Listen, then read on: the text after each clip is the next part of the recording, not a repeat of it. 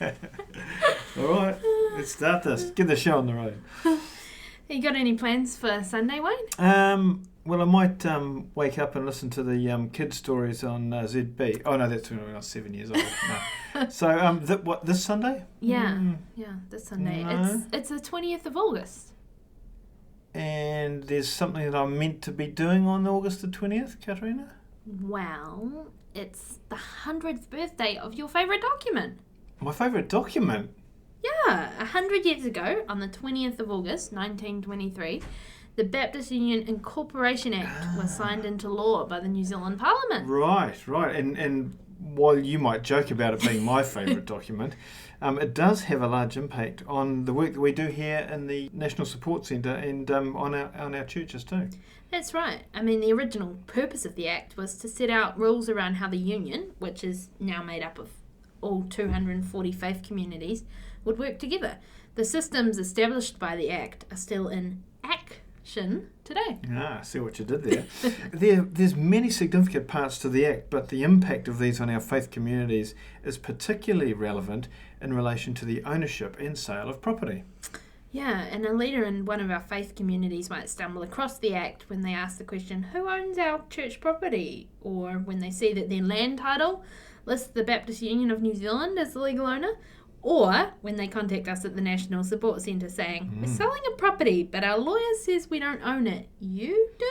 Yeah, and so while there is a big significance to the Act, many people don't know what's in it, and it might seem like it's all admin when we talk about it. But the great thing about it being an Act of Parliament is that you can look it up online at legislation.gov.nz, and people can go and give it a read themselves. I feel like we need a song to go through all the parts of the Act. No, let's not do a song. Hold on. How about a poem? I may have prepared one earlier. Ooh, okay, well, go for it. All right. First, the Act itself, a union strong and true, bringing Baptists together, their mission grew.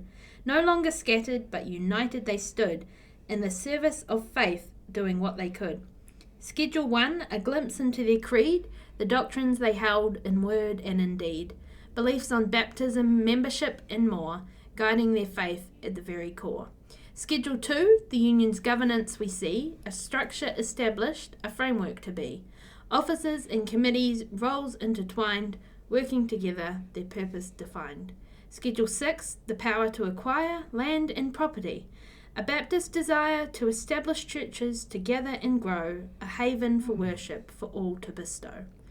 Through the lines of this Act, a narrative unfolds, a journey of faith as the story beholds. The Baptist Union's vision, united they thrived, serving their communities in the name of Christ. In the passage of time, 100 years strong, the Baptist Union's spirit echoes along, bringing gospel renewal to people and places, in local communities and all sorts of spaces. Wow, that tugs at the heartstrings, Right? Catharina. Did you write that with AI? Maybe. Well, interestingly enough, that's the Act in a nutshell. So, who owns our church property? Right, well, good question. And I'll start answering that by saying that a local Baptist church congregation are not legal entities in their own right. So they're actually unable to own property, which is why the Act was set up, so that the union would hold properties in trust for the congregation.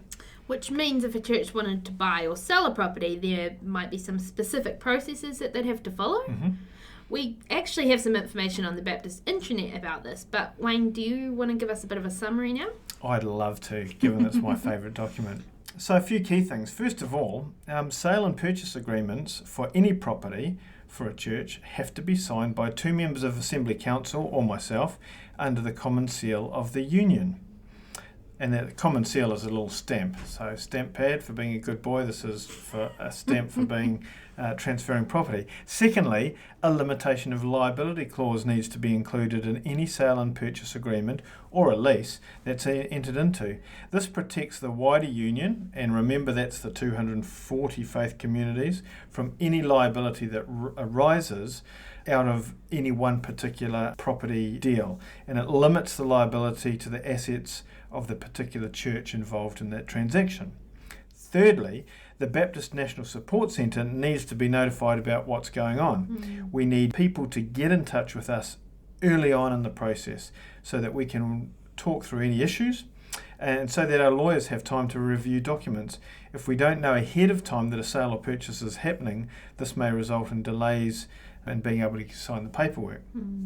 Fourthly, any purchase agreement needs to be signed conditional on approval by the church members according to the church constitution, and usually they do that in a special members meeting. And there are more requirements, particularly in relation to sale of a property, but more information about that is also available on the Baptist intranet. And on the intranet, this information can be found in the property section. If you don't have access to the intranet and you're a leader in one of our local faith communities, can you send us an email on info@baptist.org.nz and we'll get you set up with a login so you can access that info. And if your church is considering buying or selling or getting into a lease, get in touch with us at the National Support Centre by emailing property@baptist.org.nz. Because the union is the legal owner on the title of a property, there are also some other legal requirements that our churches are required to comply with and need to give information to us at the National Support Centre about. And this is particularly in relation to building warrant of fitnesses, often referred to as BWOFs, and fire evacuation scheme compliance, which need to be lodged with the local fire and emergency New Zealand. Yeah, and we're currently in the process of gathering information about compliance in these areas from all of our churches around the country. It is important to note that these are legal requirements and the liability for these areas actually rests on the whole union. And again, the union is not the National Support Centre, it's the 240 faith communities. What happens in your church affects the church down the road and down the country, and especially if something goes wrong. So more information on these areas can also be found on the intranet. So what I'm hearing, Wayne, is that this act is pretty important for our churches, even 100 years on. Yeah, it certainly is. And I would encourage all the leaders in our churches to have a read of the act, particularly if you're going to bed and you want to put yourself to sleep. Oh, it's not that bad. Have a read of it. It's your favourite document after all. It may seem like it's all admin, but it is important. Understand what the act means for the church, for your church, and have a read of information on the intranet. There's some useful information on there that can help you ensure that your church is keeping up with the legal compliance requirements that we all have to look after each other on. Wow. I mean, this has definitely been all admin. That's right. And Sunday, 20th of August, 100 years. Celebrate. Woo-hoo! Yep. Make plans now. Celebrate good times. Come on. It's a celebration. All right, turn it off.